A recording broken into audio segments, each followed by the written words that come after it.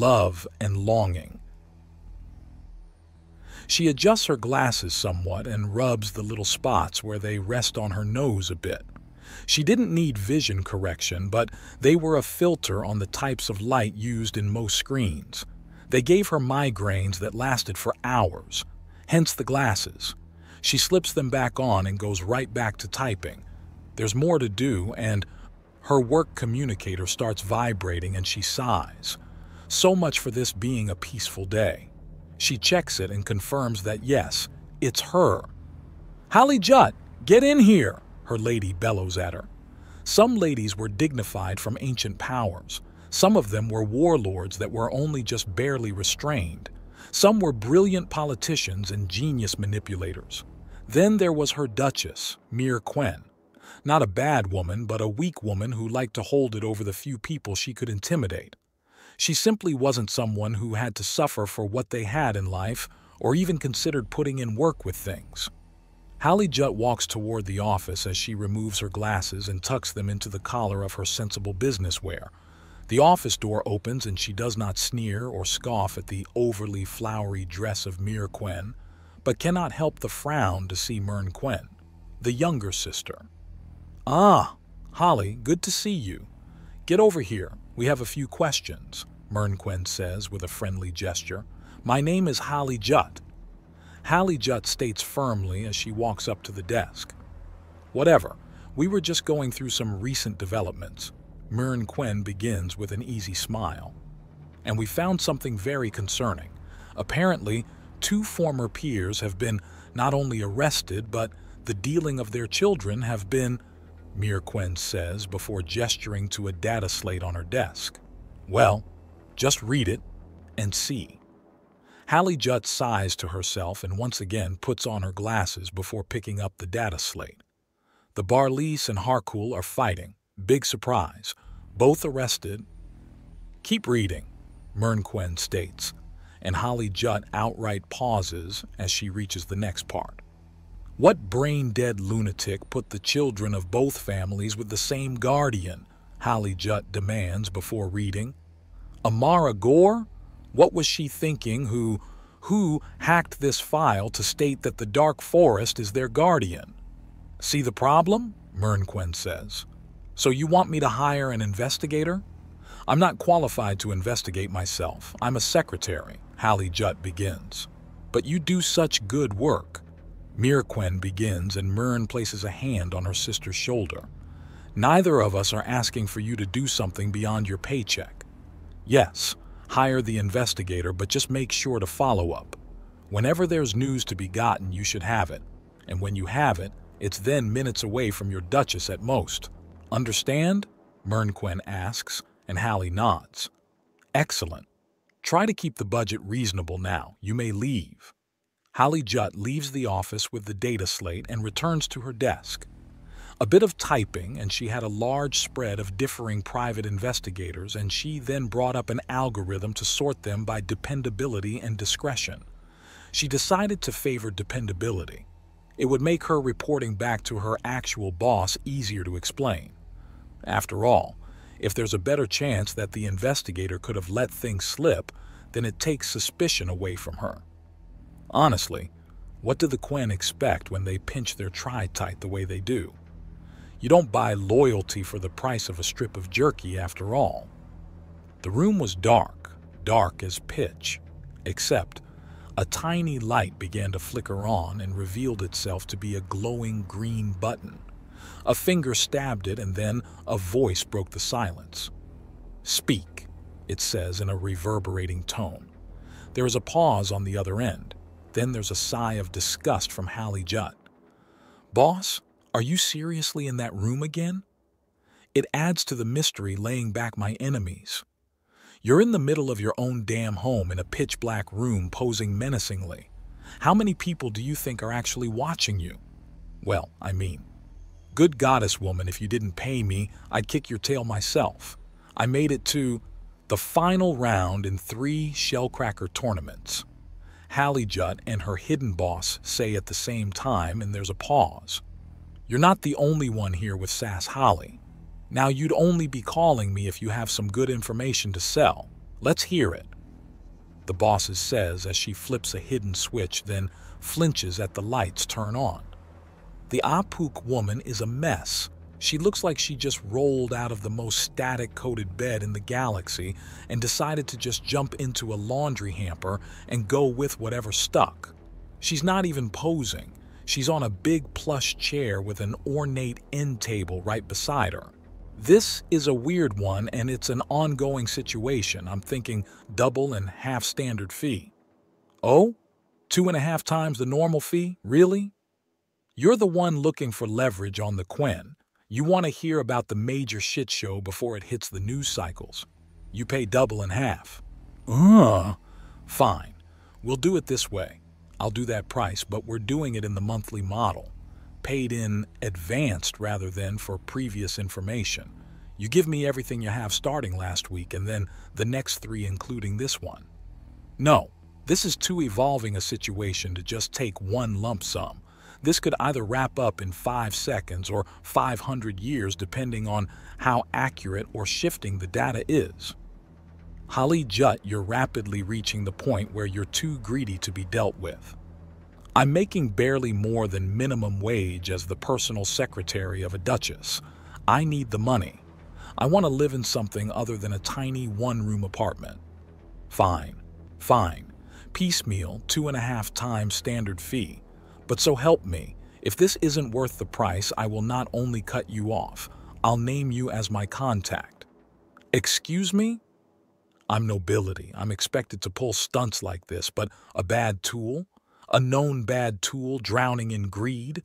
No one will ever approach you for the kind of business we have ever again. Understood? Yes, I understand. Now, send the fee, Hallie Jutt says, and the woman on the other end brings up a screen from the small end table, and it projects a control panel for her to type things out in. Ah, thank you. Incoming files. You'll like this. I'd better, the boss says. Now, is there anything else? Not at the moment, but I'll let you know as soon as I have more information to sell, Hallie Jutt says, and the boss receives the information. Wait, what? I'm going to need to confirm parts of this. This is weird. I know, right? All right, keep me updated. 2.5. The boss confirms. Thank you kindly. Have a nice day, her informant says in a gloating tone, and after hanging up the phone, the boss just throws her head back and laughs. Oh, that poor little idiot. It's funny, but I need to regulate an economics or accounting class in standard education. Poor woman thinks getting paid half the price of something like this is her ripping me off. Ha, she says to herself. Ah, damn. I need to actually stop napping around and work. Ah, well, that's what happens when you're the boss. No days off. The Apuk noblewoman rises from the comfortable plush chair and stretches hard, then cracks her neck and lets out a sigh of relief. My cousin's queendom is certainly a mess at times, but it keeps things interesting. She notes before walking out of the room. Then she opens the door again and holds out her hand. A communicator lodged into the cushions of the plush chair throws itself at her, and she catches it with ease. No, Finri Gore says, as her work communicator starts to go off and she silences it. This repeats 3 times until her personal communicator starts singing a dirge of doom and she groans to herself. I just want to relax in my pool. Is that too much to ask? It was completely rhetorical. She knows the answer is an unequivocal yes. This is Finri. Officer Finri Gore. A vaguely familiar voice begins. She can't fully place it through. Who is this? Are you the woman that was calling my work number? I was. Then goodbye. I'm off duty for another 13.5 hours, she says, and hangs up before settling back into the floating chair and drifting off to. The communicator starts ringing again. She wonders for a moment why she does this to herself. Why she doesn't just throw them into some corner and ignore them until duty begins again. Then she remembers the emergency code they both have. How, if a war or something equally devastating begins, she needs to be there regardless of breaks. But whoever's on the other end clearly doesn't have that authority, and as no one else has called her about it, it's clearly not that bad. She lets it go, just denying the call before she takes a swig of a good, decent bitter drink. She always preferred bitter. It settles the stomach and satisfies. Mom? One of her daughters asks, and she flicks up the dark glasses to get a better look at her. Orlia Gore is a bit of a late bloomer, not finding any real passion in her life, but she's a total sweetheart and will one day be a wonderful part of a family. Yes, dear? There's some strange woman at the door. She says she has business with you? Have you let her into the house? No. I'm not stupid, Mom. Her daughter protests, and Finri Gore lets out a sigh of relief. But when I told them you were resting, she said, I can wait. She can wait? That's what she said? Oh no, not her. She's crazy. Finri moans out loud while letting her head fall back in exasperation. Let me guess. Toughened white leather jacket, work boots, and her pants have holsters for a dozen different tools, and you can only recognize maybe half? Yes. Damn it. She really will wait until I'm back on shift. Finri Gore moans as she stretches her tail a little and flips a switch on her floating chair. A tiny engine working on its bottom goes off, and she starts drifting to the edge of the pool. She flicks it off and pulls herself along the edge until she reaches a ladder. Then she rises out of the water with her drink in hand. Let's see what the crazy girl wants. Like that, Mom? You're still in a bikini. That pervert's seen worse. Pervert! Orlia squeaks. She's a private investigator, one whom I've dragged into the station for charges of stalking, disturbing the peace, and public indecency, also public inebriation. Is she safe? Mostly harmless, but she doesn't know the meaning of the word stop enough or relax in any language. The girl is going to tie herself in a knot so hard someday she'll need a healing coma to unclench. Oh, I'll get your house coat. Thank you, my dear. Now, as for her, Finri Gore says as she reaches the front door and doesn't even hesitate to open it. The stern-faced Apuk woman is taken aback for a moment, and Finri counts that as a small win. What do you want, Zeus Non? Why are you dressed in a baby blue string bikini? The stoic Apuk demands in a mildly stunned tone. Because I'm on break, Finri Gore says as she takes a pull of her drink. I'm willing to wait. And I'm not willing to have you squatting on my front porch. What do you want? Finri Gore demands just in time to hear her daughter approach with her fluffy white housecoat. Thank you, sweetie. She shrugs the coat on in moments and then takes another sip of her drink. Well, are you going to tell me what you want, or am I going to get my co-workers here due to your loitering? I've been hired to investigate some rather unusual happenings, and I recognized your badge number in the publicly available documents.